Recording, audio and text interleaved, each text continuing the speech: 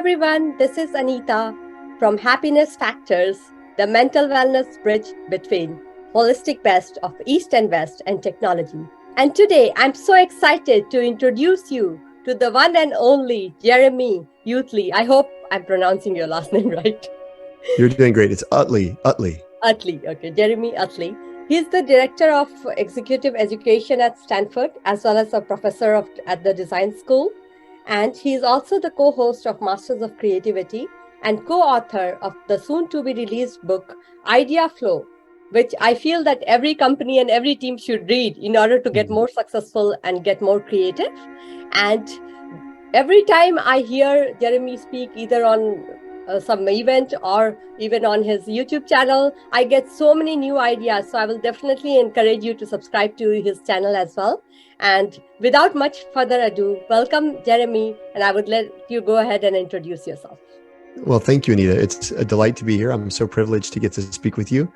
And yeah, as you mentioned, I'm running executive programs at the Stanford D School. I'm privileged to co-host the wonderful Masters of Creativity. I feel like I'm a front row student in the coolest classroom in the world there. And I have co-written this book with my partner, Perry Claybon. He and I have written really a synthesis of our experiences running executive programs and capability building programs and organizations for the last 12 years. And our observation is that innovation has reached a level of hype that's very high, and yet paradoxically, it remains one of the least developed capabilities in most organizations and most individuals. So for us, our ambition is to set the record straight on some of the myths around creativity and innovation and give people a really robust practice that they can engage to routinely innovate in their life and in their work. Oh, that would be so amazing. I remember, especially in the corporate world, like one of my VPs was so much into innovation. Like we created so many new programs so that people can get more innovative and file new patents, and also about people who just file even if it doesn't get approved, to encourage more people. So I'm so excited about it. And I think creativity and innovation is the way to go, right? Otherwise, we won't be on a Zoom call right now if there was no innovation. That's right. Yeah. And it's really the lifeblood of every organization, right? Wherever creativity ceases, wherever innovation ceases, the organization is soon to follow, right? Creativity is what we say, it's the fountain of youth for organizations.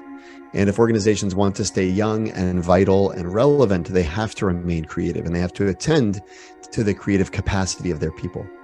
Oh, I totally agree. And I love the fact that you called it the fountain of youth, because that's definitely going to get much more attention and people will remember it.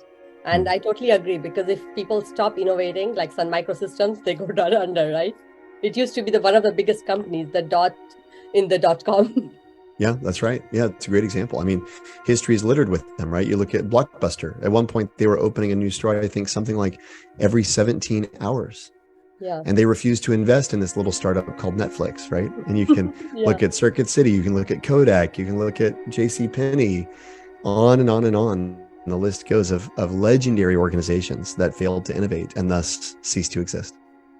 Totally agree. So it's so important, more important than ever, to get creative at this point of time and be innovative and not just stop at one innovation, keep on innovating, right? Yes,